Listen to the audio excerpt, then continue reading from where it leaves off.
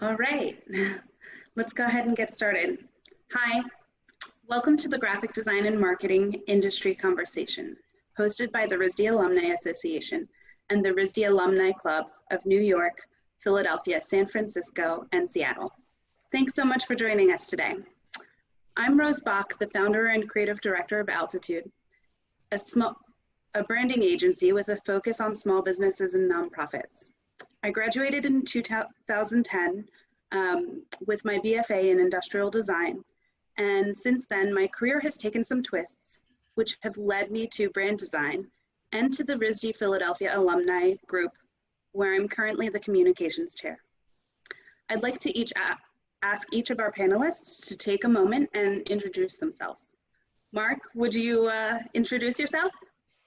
Yeah, sure. Thanks, Rose. So I'm Marc Choi. I graduated from RISD in 2011 in the MFA graphic design program. And I am currently the communications chair for the RISD Alumni Club of Seattle.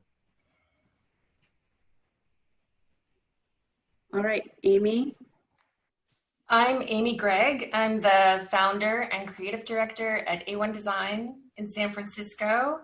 I studied graphic design at RISD, graduated in 1992, and I'm currently involved with the San Francisco Alumni Club. All right, thanks, Amy. Jill?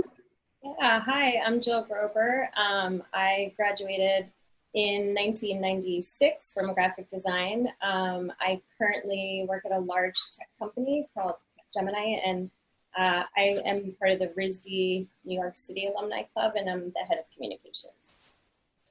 Awesome. Thanks for those introductions. Amy, would you mind kicking us off and telling us a little bit more about your career journey? Sure. So I'm going to share my screen. Hold on one second.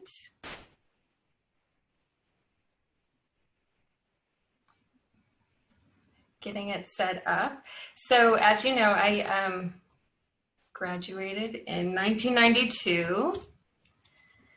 And even though that's a long time ago and design has changed a lot, I think there's still a lot of relevant lessons. I'll go through this really quickly. I have some pictures I'm going to show you. So when I graduated, this was our studio at RISD. I don't know if it looks familiar, but yeah, we're working with slides, and I don't know what Toby's doing, but it's like maybe some kind of hot thing we had to use to make comps and prototypes. I don't know. It was really fun, and that's a real Polaroid. It's not a filter. But so after graduating, this was obviously my type in motion graduation, original kinetic sculpture. I decided to move west, and at that time, I think, it was a really hard time to graduate. There was a huge recession. There was the Persian Gulf War was starting, and it was pre-internet, which sounds ridiculous, but what that meant to me was that the styles of design were still super regional. And so even though I had grown up in New York, I just was really drawn to the style of work that was coming out of San Francisco. At the time, it felt a little less corporate.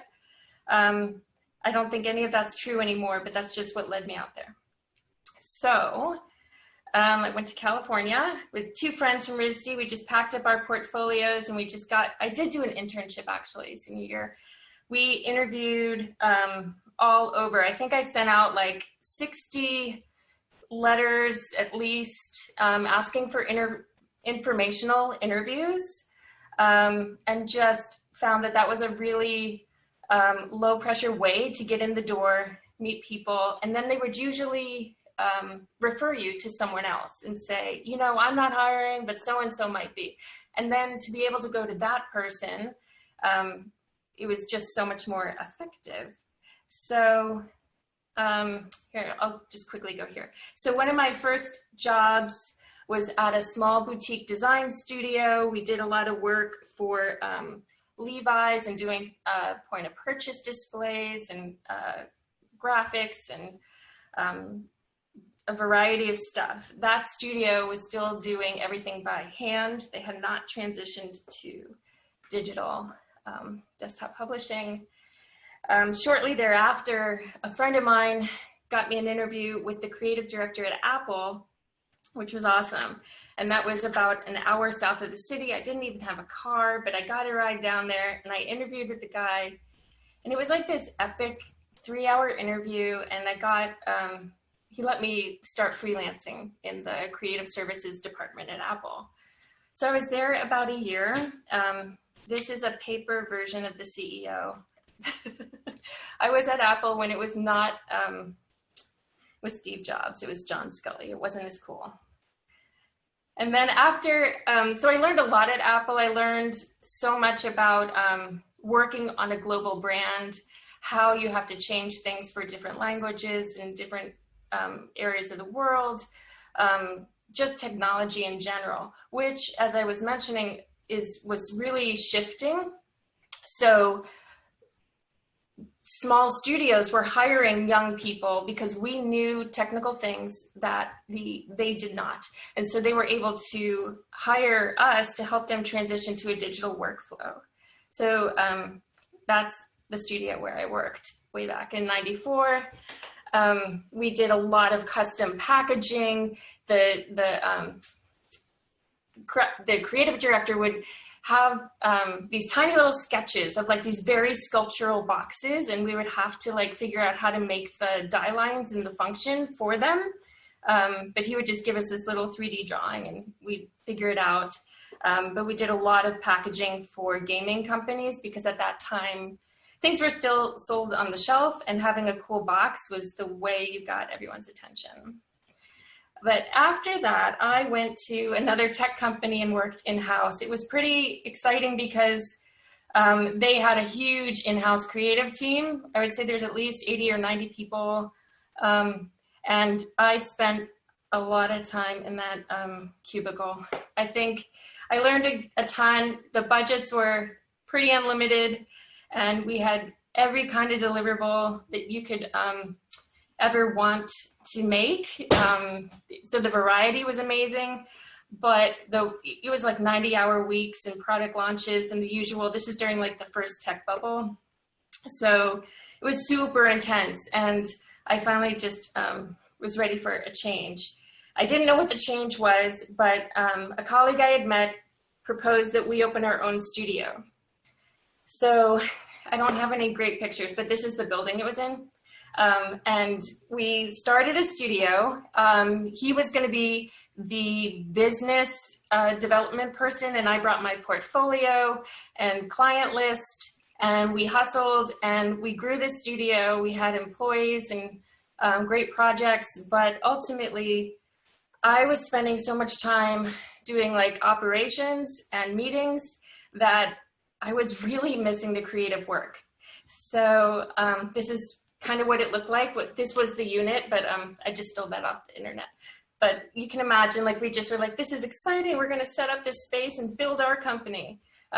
They went on, I left, they went on and became very successful without me. So I decided to go on my own and I started A1 Design about 20 years ago. And I have been able to bring together teams. I'll just come back to this screen if I can. Do you guys see me? Oh wait, no, I have to stop share.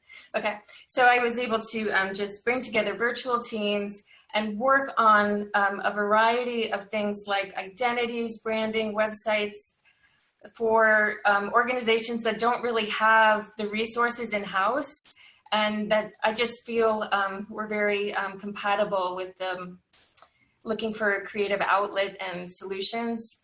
So it's been very satisfying and fulfilling. And that's still what I'm doing. Very nice. Very nice. Thanks for sharing. Sure. Mark, would you mind telling us a little bit about your career journey and how you got to where you are today? Yeah, sure. So let's see, my career journey. I think, so I don't have slides, so it's just going to be me talking, but I guess I think I always knew I wanted to be a graphic designer ever since I was in high school. My high school actually had like a little graphic design program within like the art department. So I was able to like learn about typography and teach myself, or learn Photoshop and other software. So I think that was like a great foundation for me, like knowing that I wanted to study graphic design. So that said, I guess my career and journey has been super linear. I went to college for graphic design. I went to James Madison University in Virginia, and got a BFA. And then I moved to New York. And then I went to RISD for grad school for graphic design. And then here I am still working as a graphic designer. So every step of the way has been just like reinforcing graphic design. So I guess that means it's something I like, or I hope I do. So I guess going back to when I was in college, I think that's when my career actually started. I was a student, but again, I went to school in like rural Virginia. So it wasn't necessarily like a design hub like New York or RISD, of course. So I had to find I found myself like looking for opportunities while I was in school. So as a student, I worked at the University Rec Center as a marketing designer. And also I worked for the school paper as a graphics editor. So I had these two jobs, and they weren't necessarily only to build my portfolio, but I was also getting that like professional experience while I was in school. And I was able to meet with printers, go to meet with paper reps, and just kind of develop those professional skills while I was in school as an undergrad. So after that, I knew I wanted to be in New York. So I was living back home in Virginia, and I just kept applying to every single job I could in New York City, and I didn't get any of them. So I eventually did land an unpaid internship at the Lincoln Center in New York. So that's not nothing. It's just that it was unpaid and difficult when you're like living in New York as a new designer. So I had that gig. It was good. And eventually I landed my first paid job at J. Crew in New York as a web designer. I don't know if that title even exists anymore, but that was what I did. I did web design. So it was nice getting paid after not making any money in New York. But a few years after that, I ended up working at Condé Nast. So what I did there was I was an interactive designer. So I worked on, I guess, Condé Nast's digital division. So working on like different magazine sites and digital properties, mainly kind of like fashion and style related. So while I was there, I decided that I wanted to go back to school. I enjoyed working and living in New York, but I felt like, not that something was missing, but I just really wanted to develop my practice as a designer outside of a corporate environment. So I applied to RISD, got in, spent 2 years there, not sleeping, and it was a great time. So after that, though, I moved back to New York and just went back to work. So I was working in New York, and I made this conscious decision that I wanted to freelance. So I guess I just wanted to be more independent and be able to spend my time the way I wanted to, working for companies that I wanted to work for, working with people I wanted to work with. And I was able to be more, I guess, selective with the work I did as a freelancer. And it also allowed me time to just travel and live in different cities. So, you know, since that point, I lived back in Virginia for a little bit, and now I'm in Seattle. Going back to that part. So I currently work for the New York Times. So I'm a full-time freelancer for the New York Times marketing team. So I'm an art director and designer. And essentially my role today is I help I guess, communicate the value of the New York Times and I guess encourage people to support independent journalism. And I do that through marketing. So I've been doing that since 2015, I think, 5 years. A lot of that's been remote. So now that everyone's working from home, this is what my life has actually been like for the last several years. So I'm very used to this like screen environment. Very nice. I think many of us can kind of relate to some of the sleepless nights we had at RISD. And I know I myself can relate to sort of looking for a little bit of that independence that you have when you freelance. So with that, Jill, could you tell us a little bit about your career path? Yeah, sure. I also had kind of a mix of Amy and Mark. I was both linear and then ended up with my own company. So I started out when I left RISD, Jan Baker connected me with somebody who had a small design firm in New York City. So that's kind of where I began my journey. But at that time, there were 2 people doing everything for this one person. So I was like, maybe small design firms are not for me. So I left for a hot minute and did package design at Estee Lauder really early on, which was incredible. Just being at such a corporation that supports the arts and young artists, and artists were paid well there. But a year later, I just felt a bit like I wasn't sure that was enough for me. So similar to Amy in the days of writing letters, I decided that I wanted to work for Martha Stewart. So I wrote a letter to Gail Towie, who was the creative director there.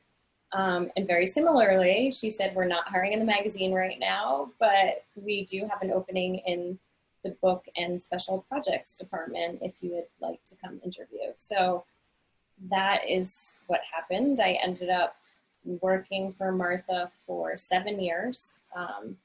I went from special projects and books onto the magazine where we did photo art direction and stories. And then I left for a minute and then I got hired back. And then I did co-branding and licensing. So we launched the Macy's line, the paint line, the furniture line, the craft line, the lighting line, and the rug line in 2 years. So after doing packaging and design for all that, I was a little bit burnt out, to say the least. So at that point, I said I was just going to take some time off and travel, and ended up getting a call from Macy's saying, please don't take any other work when you come back. We would like to hire you to do the Martha work for us. So I just ended up sort of owning my own business accidentally, and that continued for probably 13 years. So it was just word of mouth and one person leading another person or passing off my name, and just a lot of people really supportive of my career, which was incredible. And then a few years ago, I just got a call from a large tech company saying that they wanted someone to open up their New York office. They're based out of Chicago. They were in the process of getting acquired from a large French corporation. It was very surreal to me to have 300,000 employees worldwide. They all work remote. So yes, I, like Mark, have been working remote for them for 2 years in screen version all around the world at all hours of the day. So I went to go work for them, and that's sort of what I currently do. And it's more creative direction of large websites. So it's not what I've ever done before, but they were kind of looking for somebody to elevate the content and the photography and the look and feel of the luxury beauty brands and fashion brands that they were bringing in. So yeah, that's the quick journey. Very neat. Very neat. Thanks for sharing. All right. So a couple more questions. Amy, what does the current professional landscape look like where you are? What are the innovations? Like, what new things do you see happening? As far as innovations, well, I would just say that the landscape in some ways, like as much as it has all changed, it's also very similar. There's still amazing design boutique studios. They do happen to come and go. So there's always a new hot list of the best places to work and who's doing great stuff. And there's still a lot of people that choose to work in-house at tech. And that can be on the peninsula in Silicon Valley, and a lot of the tech companies have offices here in San Francisco. So, and then there's also a lot of freelancers, just so it's, that all is still kind of the same. I think what people are focusing on is just in general, you know, the tools that everybody's needing are changing.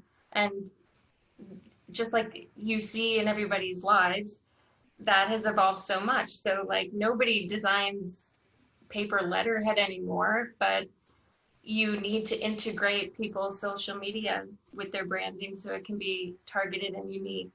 And then of course, there's a lot of people doing UI and UX and things like that. But I think overall, as far as the big picture of the industry, it's kind of similar. It's just the tools are changing all the time, and some of the deliverables are changing, but the concepts and the setup is kind of the same.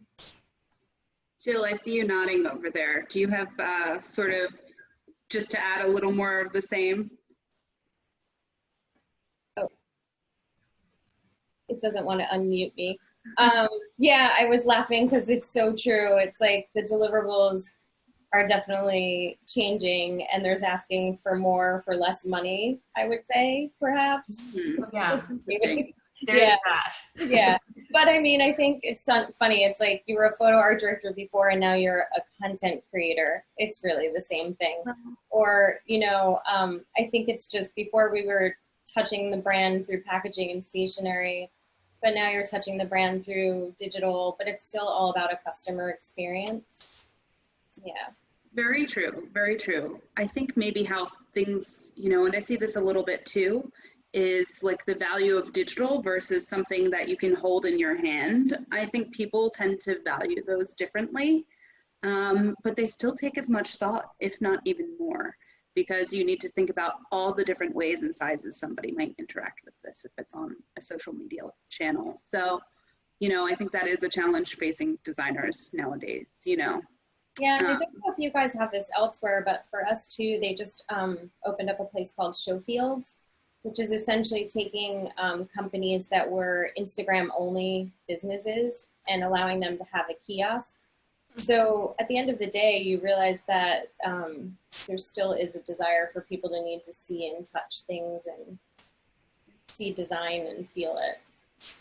I've got a question over here, and I know that we've talked a little bit about this, but we have a question that says, you know, I see that you guys have a lot of experience with working remote. Could you talk about what you've learned in working with that? What apps and software have you been using? And if it's okay, I'd like to answer this with a couple of my own things that I've changed recently in my workflows, because I think I have a couple valuable lessons. So one, my company, so I've been working a lot with Zoom and doing meetings over Zoom, but I also work with a copy editor on a regular basis. And we were going back and forth through like Adobe Acrobat and taking notes and doing renditions back and forth, or we were working in the same office space. They could easily hand me that. So we actually recently just got InCopy, and it has really changed our workflow. If you work with InDesign, it's really easy. It makes it so the editor can edit in text, you know, add quotations here, do what they like, but that you still get the say over the layout, the photos, those sorts of things. And it's been pretty seamless and really easy to work with. So that's something that I started doing since we started moving to remote work. And then also, I actually see that my productivity has gone up between myself and other people. I feel like everyone's so responsive because we're all working from home. no, people aren't really stuck in meetings, and you know, I feel like it's just everyone's communicating on a much higher level. So that's what I'm seeing personally. What about you guys? Yeah. Go ahead, Mark. Yeah, I was just gonna say, like, I think now that everyone's working from home, everyone's kind of on the same page, and everyone's a little more flexible and understanding with each other's time. Whereas when you're in the office, you're just like expected to be everywhere at once. So I think there's a little more, I guess, like understanding, I guess.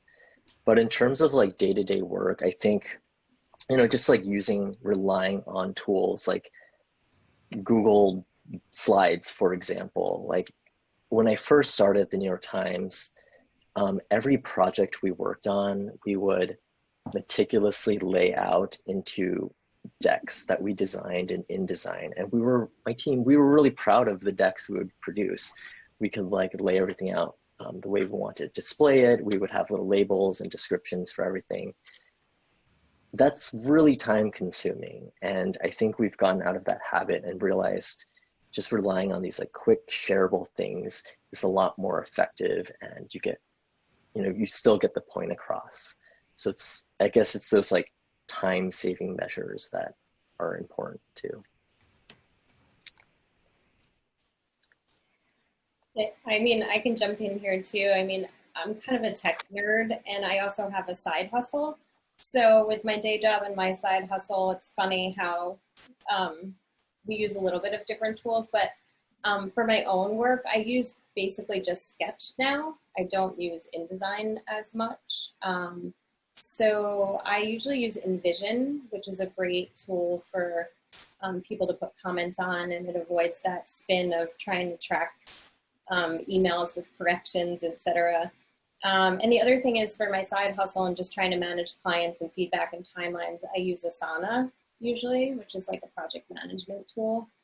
But yeah, and I agree with Mark. I think people are just being more respectful of time now, and not so much wasted time in meetings, which is a delight. But yeah. We have sort of a follow-up to that question that is, or I'm shifting into the graphic design industry. How important is having a graphic design degree to employers? What are the key things they look for in portfolios? So personally, I don't have a graphic design background, but I have been able to get jobs as a graphic designer based on the work that I've done. So based on that portfolio, that means that your portfolio is important, and that you sort of can build some projects that can show a breadth of variety and sort of tailor whatever your portfolio is to that job position. So I'd say that's sort of what I would say there when it comes to putting together a portfolio. Know what the job is. And sometimes when I was starting out and trying to get work as a graphic designer, I didn't have a lot, but I was looking to get into more of the web and the UX side of things. So I put together a fake app that I designed for my dog that was called Find Fido, that would essentially be like a tracking device app with your dog that would also locate resources and things like that. That was just simply a concept, but it illustrated that I knew, what they were doing and walking people through those steps of the process. So really, putting together work that's going to tailor to the job that you want. And just, you learn by doing, honestly. So that's the advice I'd give there. Mark, you look like you have something to add. Yeah, just to go off what you were saying, it sounded like you kind of had an idea of what type of design you want to practice. And I think that's something that I want to bring up, is just graphic design, as a career, is not one thing. It's a very amorphous field. So just knowing what kind of design you want to practice, I think, is a good starting point.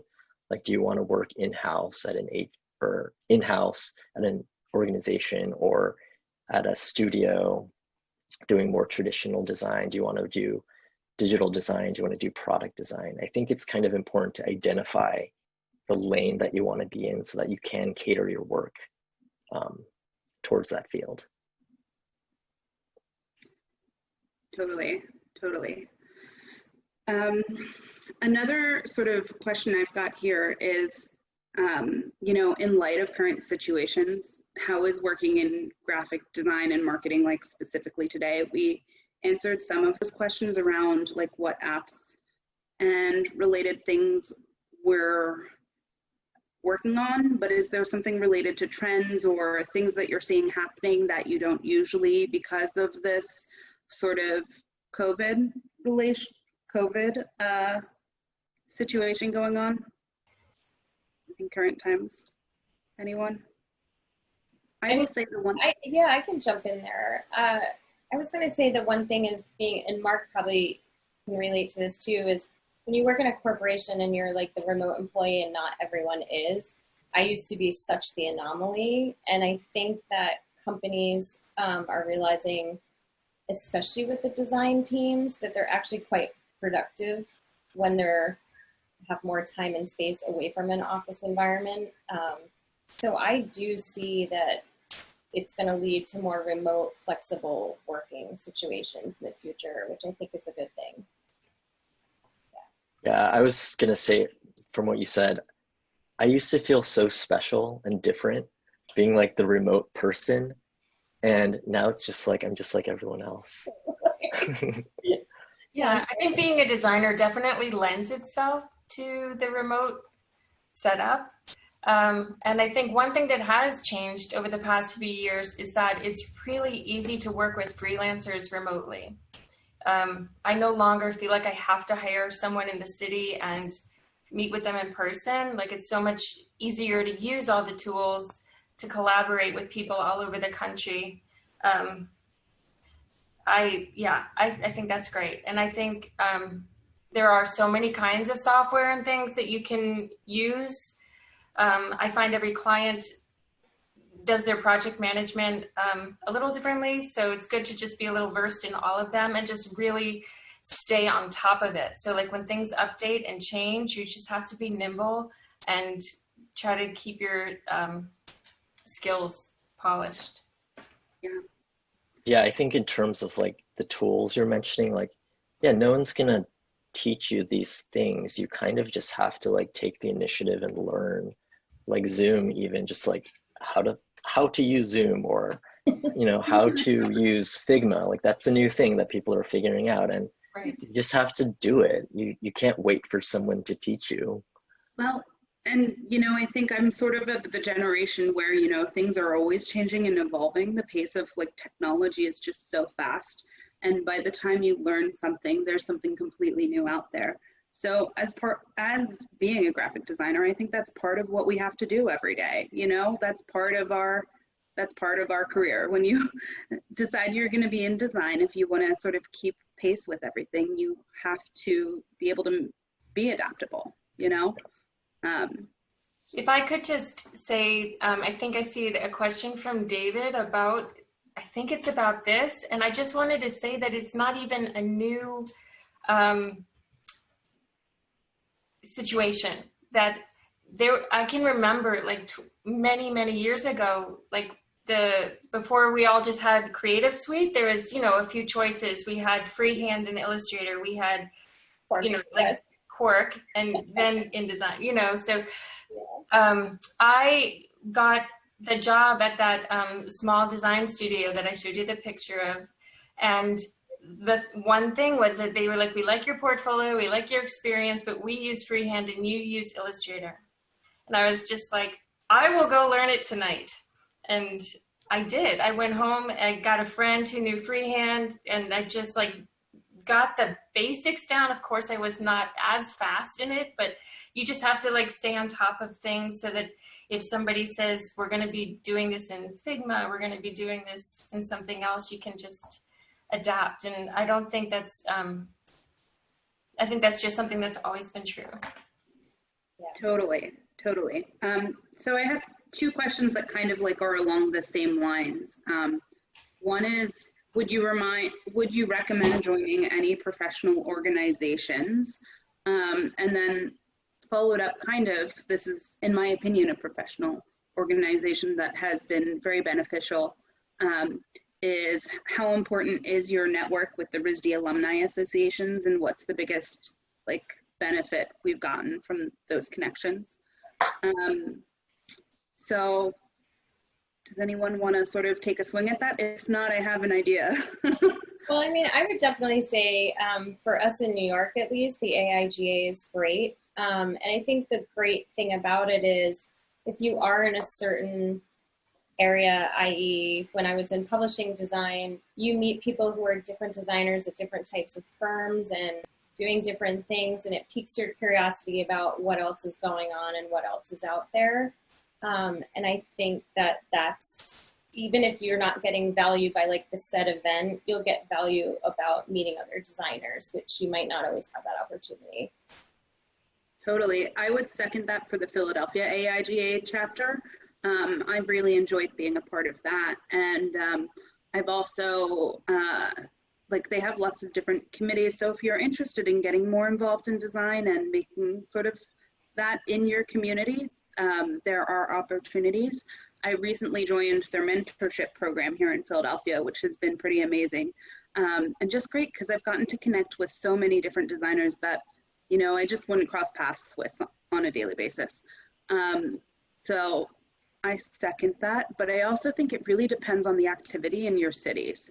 So looking it up, doing the research, maybe going to an event or two before investing in a membership is what I'd advise, because I know that different areas have different ones that are more active. So if you want to get the most out of it, I'd really encourage maybe going to an event or attending a virtual one like this to see if it might be a good fit. And then when it comes to the RISD networks, I've really gotten a lot out of the RISD network here in Philadelphia. I moved back here in 2014. I was in Providence for a couple of years after college, doing a bunch of work, and I moved back here in 2014. I got laid off from my job at a packaging company where I was doing design work and packaging for them. And I moved back here to Philadelphia, and one of the first places that I ended up at was the Philadelphia Valentine's Party, and I met a couple of different people from RISD that sort of gave me a little bit of hope, okay, maybe there's a little bit of that community here. And so from there, I reached out to a couple people and was able to make connections and get a freelance job or two. And I've relied on that network for my time here in Philadelphia. And when I had my freelance business up and going, I was really busy and just overwhelmed and didn't have enough, hands to manage my projects. I reached out again to the RISD network here in Philadelphia, and I was able to find somebody to help me with my graphic design work and contract with me. So for me, it's been great for work, but also just to know other people that are doing what you're doing in your communities that are creative. We're a special breed being from RISD, So it's nice to kind of feel like you're home again. At least that's how I feel. I would also just add that I think the AIGA does have a benefit of job boards. If you are looking for a career change or a new job, that can be worth investing in that membership.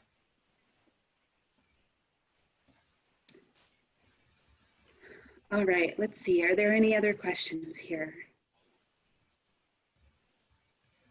Ooh, this is a good one. Were there any professors, books, or something that you had that changed what you wanted to do before what you're doing now? Anything that was sort of set you on that change? I think for me, it was in college, Doug Scott did a presentation of Martha and the magazine. And I think that when I was challenged by the small design firm, I was just thinking back to what were those moments in college that really inspired me and moved me and why. And I think that's when I started to reach out to those companies. And Doug Scott is God. Yes. So Yeah, that was the one for me. Yeah, I mean, going back to what I said earlier about, I guess my career's been pretty linear, so I've always done practice design in this form. So, but I guess one thing that did change along the way was my decision to go back to school, to go back um, to study design at RISD. And I think because I was living in New York at the time, I was working, but I was just seeing a lot of creativity around me, like seeing a lot of artists and designers doing their own thing that wasn't necessarily going into an office space and sitting in a cubicle all day and working on design. So it felt like there was more to it. There was more to the puzzle than just work. And I wanted to figure out, you know, what that was for me, like what my practice could look like. So I guess just being inspired by other people around me. Yeah, I don't have a specific teacher or book that put me on the path. I feel like I was really passionate about doing design from the very beginning when I went to RISD. But I did get to do a winter session trip to study design in the Netherlands.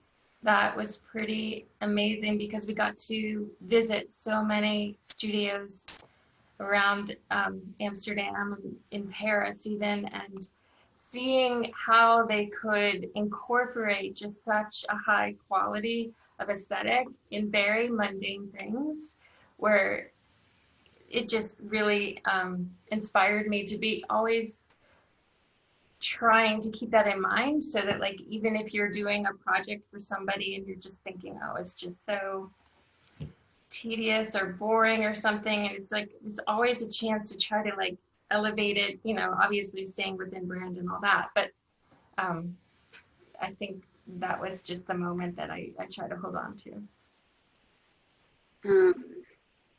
Very nice. I'm trying to think of specific examples related to my RISD days that really stuck with me.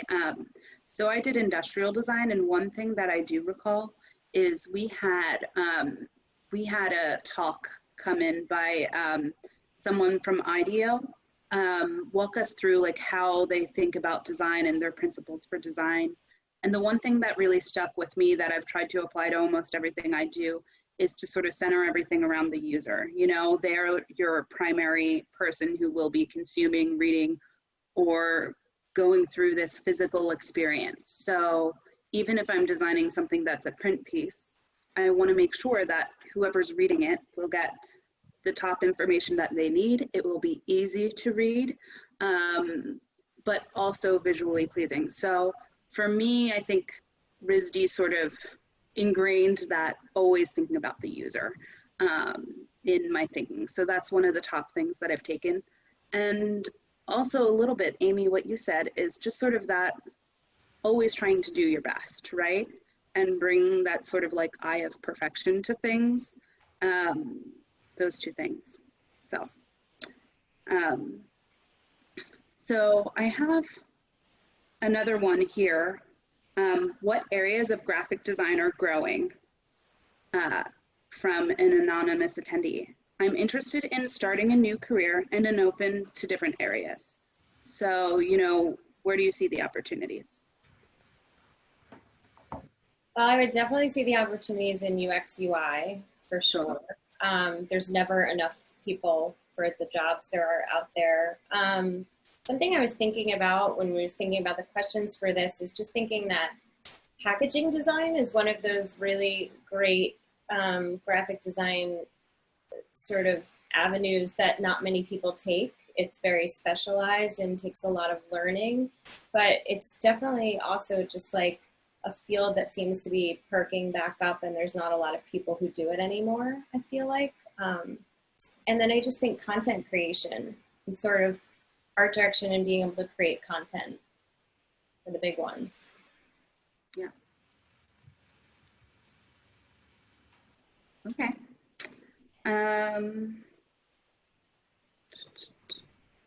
Okay, I've got one here that I kind of love. It's a recent one. At what age are you too old to be a graphic designer? And I'd say never. They need just to be one or to become one? And I don't know if it even matters. I don't know. I don't know if it matters. I don't think there's any age. No. No. There are so many like amazing, famous graphic designers that just design until they drop. Yeah. Like it doesn't stop. Yeah. Yeah, I don't know how to take that question. Well, I mean, one of the things that like happen when you're in like a creative field is there are those like awards and recognitions for people. I guess this is every industry, but like people under 30 or people under a certain age, and it's just like these are the hot new designers. And I find that a little distasteful, and not only because I never won one of those, but just like it's irrelevant in a way, right? Your career should be defined by your like sustained practice and your development of your practice versus like the things you've done within like a span of 2 years. So I don't know. I think like everyone's agreeing on like you can be a designer at any point. It's a profession, so you just have to constantly keep learning. Sounds good. I've got another one over here. Have you ever collaborated with your friends outside of RISD? Amy? Yeah, I've actually had so many opportunities to do that, and it's super fun. After I moved to California, it turned out that like a lot of people that I knew from RISD also ended up in the Bay Area. So there's a few people that started a web design company, and they often would hire me to do designs for them. But one project that was super just random and I enjoyed was I was doing a book design for Chronicle Books, and they pick the designer last. So they already had the title and they had the illustrator. So they had the author and the illustrator, and they hooked them up. And then they decided who's going to lay out the book. And it turned out that it was an illustrator from Brooklyn that was like across the hall from me freshman year in Homer. And so we got to work together on a book, and it was just totally random that we ended up. It was super fun. Very fun. Anybody else have similar stories? I mean, at Martha Stewart, that we were almost all RISD grads, so it felt like an extended version of RISD. It's like everybody knew what you meant when you said the nature lab. So yeah, and that was cool because there was a certain type of thinking. I almost felt like it was my graduate degree. So yeah. Very nice. All right, I'm looking through the questions here. Let me see. We have a good few that have come in. So what do you advise if you live in a small town? How do you connect with freelance work? I know that we have a couple people that have done freelance. Any advice? I mean, my advice, I do this a lot when I'm trying to just, like when I was doing my side hustle and I wanted to build Squarespace websites for people, I offered to, I mean, I've been doing this a long time, and I just was like, I offered people, can I do your website for you?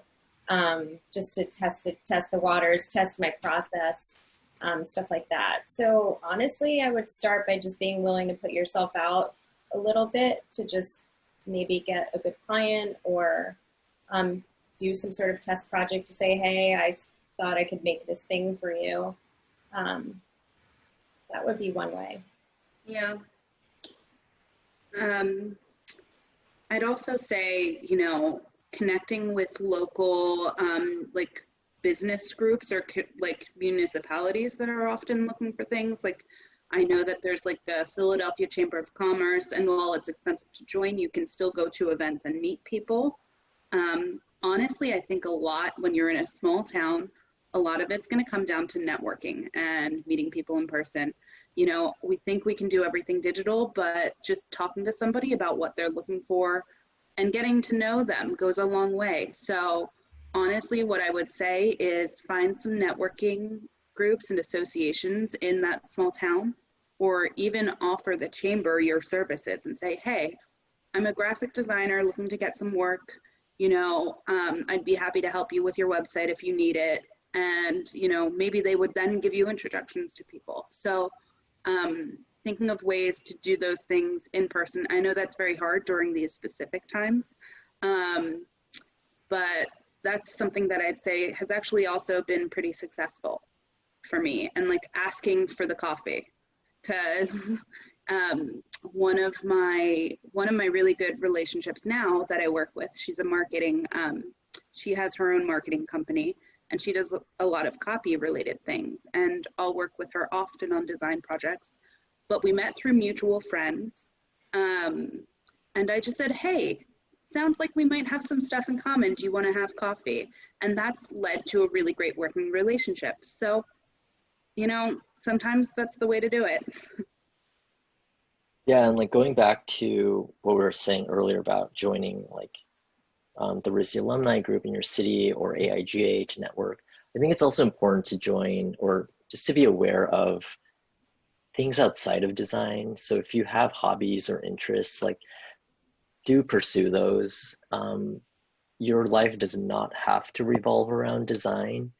You can still be passionate about it, but I think being like interested in other things and being a human is probably more informative than just being a designer. So, because it gives you context, right? Like being alive and being aware and looking around the world. So that gives you context for the work you do.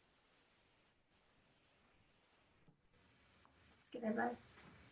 Yeah, and I love that you shared that too, Mark, because I would also say like there's a lot of times where somebody picked me for a project because of some other weird thing we had in common.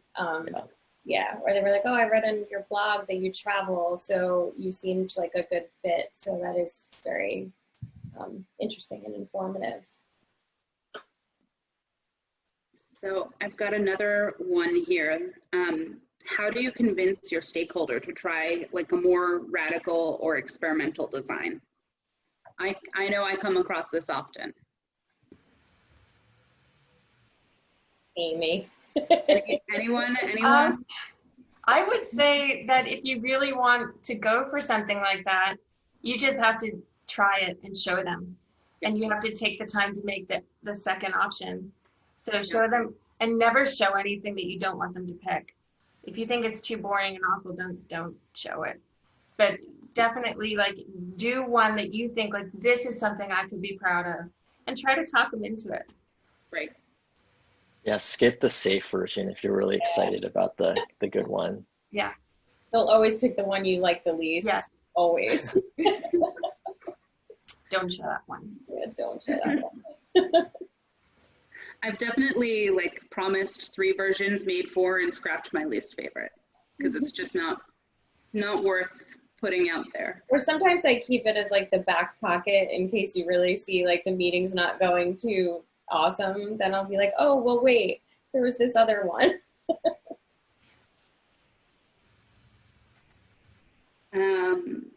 All right. I'm trying to look through. So another one, do you have to be an extrovert to succeed in design today? I am not an extrovert. No, me neither. Yeah, no way.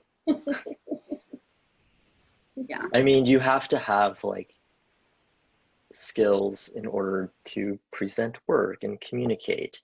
And I don't think For sure. being an introvert, you know, puts you at a disadvantage as long as you practice those skills. Yeah. I mean, I think introverts are better listeners, so I think that puts them at an advantage. I think the hardest skill, extrovert or introvert, is just presentation and pitching. So I would say that's something that you can practice for sure.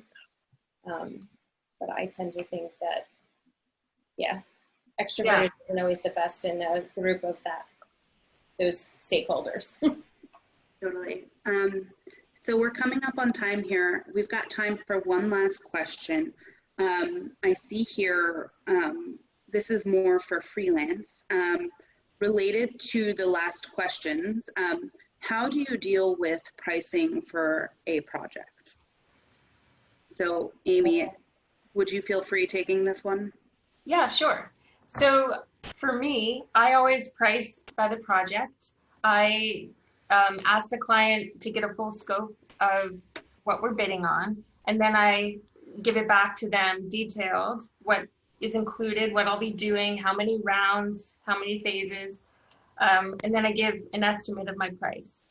I have found pricing is changing a lot. It's a tough issue right now. It's hard to, I don't know, the numbers are changing. People are not spending what they used to spend in many cases, not all. So I can share, I'm going to paste a couple resources that I have recently found into the chat. And one of them is a RISD grad, Eric Holter, who has a website all about running your creative business. And he does, hold on. I pasted it wrong, but I'm going to paste it there for you. And I don't know if you guys have anything else you want to add. I mean, yeah, I can add that I have a little bit of a manifesto for myself. It's that if the job, I have like a middle ground. And from the middle ground, it's like I will take less money if I'm going to learn a lot, or if I'm going to get a great piece for my portfolio or whatnot. And if it's a job I really hate, I need to make a ton of money. And for sure. Yeah, and then there's the middle ground where it's just fair pricing. But yeah, a lot of times I'll even take a little bit less if I think it's something really great or a person that I really want to build a relationship with. Yes. I do have one client that I really don't charge a lot for because it is so worth it to me to have them in my portfolio and to be able to say I do their pieces. So and it's not like I'm just giving them a deal. It's just that we're friends and it works out. So it's a business decision for me to have it count a little as marketing. Great. All right. Well, that pretty much concludes our webinar for today. Thank you all for joining us. And thank you especially to Mark, Amy, and Jill for your expertise. I just wanted to say thank you to RISD for allowing us to host this and have this great conversation. And if you're interested in ways you can further connect with your RISD network or other alumni, I highly encourage you to reach out to any one of us or go visit the new alumni.risd.edu site. And if you're ever in Philadelphia, I'd love to grab a coffee with you guys. Thank you, guys. Thank you. Thanks for moderating. Yeah, thank you. Happy to. Thanks so much. Thank you. Bye. Thanks, everyone. All right. Bye. Bye.